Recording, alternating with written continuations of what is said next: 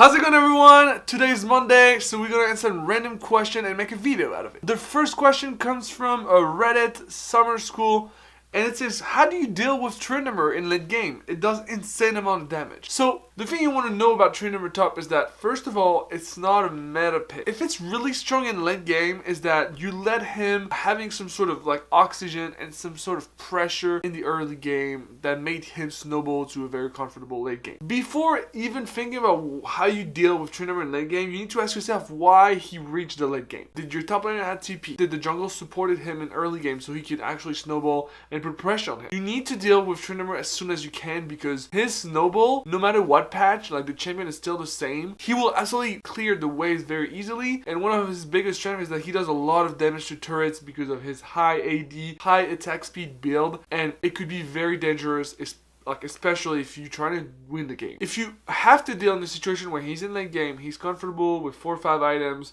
etc, etc, you have two choices. Rather, you can go kill him and try to tempo the enemy team so that they don't get another thing besides, like, they don't get another thing when you try to kill the Tryndamere, or you force objective 4v5 and you're trying to make trades worth it. So, let me explain. Tryndamere, he's always going to get turret. He's always going to try to push. But you have the advantage to have 5 against 4. What you want to do is to force objective, so that you kind of force him to come back, or you force him to push as fast as he can. But, because you're 4v5, and hopefully you have a comp that can dive or siege very easily, you're gonna do more than him alone. If you're in the mid lane and you're trying to push for an inhibitor and he only gets a tier 2 or even only the tier 3 turret in the top or bottom lane, it's worth it. Because if you have time to take the inhibitor back and make Tryndamere back, or even like force him to proc the ult just to kill an inhibitor, and you kill him, then you can snowball on the Baron, then you can snowball on other objective, etc, etc. Dealing with Tryndamere is very frustrating, especially for low elo players that don't really know how to play against that. But know that there's always a way. There's always a way, but you need to think more in the root of the problem on how he got so much into this late game. Today, if you ask any pro gamer what do they think about Tryndamere top, they're gonna tell you, bro, like, what the hell? It sucks. Like, nobody plays that anymore. You just pick Malphite top, Maokai top. Tryndamere's not gonna do shit. Next question. The majority of my games I play in normals, more than 50%, are always 4 versus 5. Somebody leaves the game and I never have a fair fight.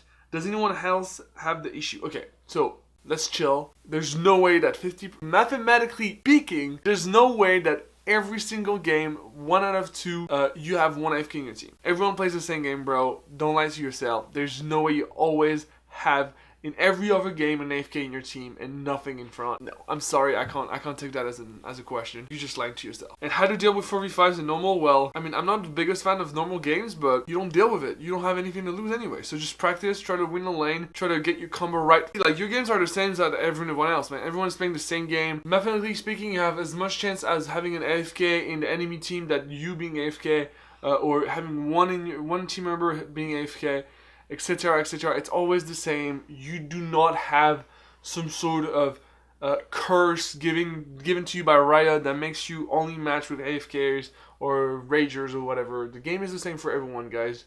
So please stop asking those questions. They do not make any sense. When to pick Heimerdinger in the top lane? Never. Next question. Is ADC the hardest role in the game? This is an opinion based. I don't think there's a hardest role to play. There's definitely harder role to master because some demand a lot of game mechanics and game knowledge. Some demand more game knowledge than game mechanics. I'm referring to like support and jungle, for example, where like game knowledge is super important. Tracking the enemy jungle, knowing where the vision is, all that stuff, making calls, everything. This is really hard. Mechanically speaking, a jungle and a support are less demanding than a carry, like a mid laner and an ADC. I don't think there's a hardest role to play or easiest role to play. There's definitely a harder role to master and to become like and be the best at it. But don't think about it this way. Just pick a role you like, and if you like it, you'll progress to it, and you just take your time and you'll become better and better throughout time. Is the new Veigar support valuable? Well, this is something I watched a lot of videos about, and some think it's absolutely broken just because you can stack your AP by just touching the champion. I would say it's not bad, but it's not in the meta. Like right now, we're trying to have as much CC as we can. We're trying to get Alistar, Braum, Leona, Thresh, all those stuff, and I feel like if you're playing Veigar against those kind of support, you will get shit on because you'll get hooked and you're just not going to be able to reach your point in the game where you're going to be very fed and have a lot of AP. So right now, Veigar is not valuable in the meta as a support player, but the kit is definitely interesting if the meta shifts to something else. Like if the supports become to be AP mages, like it used to be when people used to play Ashe Zyra in the mid lane, in the bot lane. We used to play like actual AP mid as a support role just to add some magical damage in a team fight. Veigar could be interesting. It still has an amazing CC that is totally unique and a burst that can actually one-shot the enemy mage if it's something like Syndra or whatever you can think of that is kind of squishy like Airy, l.o.l, etc, etc. So if you get to the point where you can one-shot the enemy mage, it becomes valuable.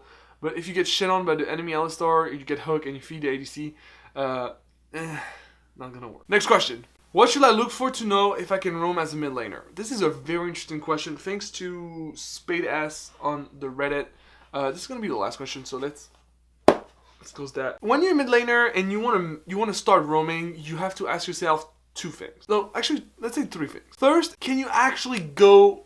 Can you actually roam? Like you need some information. Is it warded in the mid lane? Is it warded where you want to go? So you need those datas, right? Do I have my ult? I do have enough mana to come and like use my CC plus my burst, etc, plus my ult, etc, etc. Second, you need to know where the opponent is placed. Where is the guy in your mid lane? Is he under the turret trying to farm? If yes, maybe you can roam because you have this window of time where you can actually move without losing any CS. Do you know where is the enemy jungle? If you have no idea, maybe it's not a good idea because you're gonna maybe end up in a counter game and lose not only the pressure that the person had in the lane you were trying to help, but you're also gonna lose time, experience, and gold against your own mid laner, and you might lose like a lot of pressure towards him. You have to make sure of this. The third thing is that you have to pay attention to cooldowns. Cooldowns are really important. Should you go bot if Alistar still has ult? Should you go top if Malphite still has ult? Or like flash? Should you go top if Maokai doesn't have flash and is 30% health? All those stuff you need to ask before roaming, and those are really, really crucial. If you roaming, first of all, is very interesting, and you can go back to my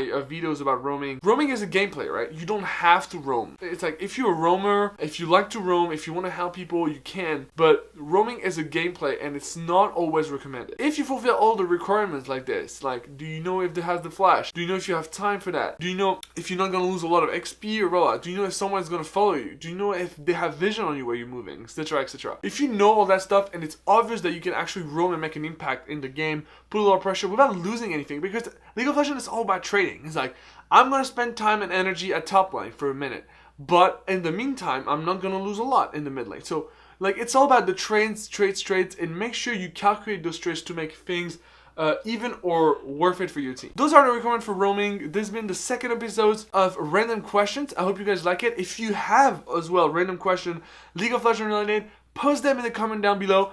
And don't forget to subscribe to my channel. Thank you so much for watching. Have a good day. Peace. You gotta focus on what's real, man.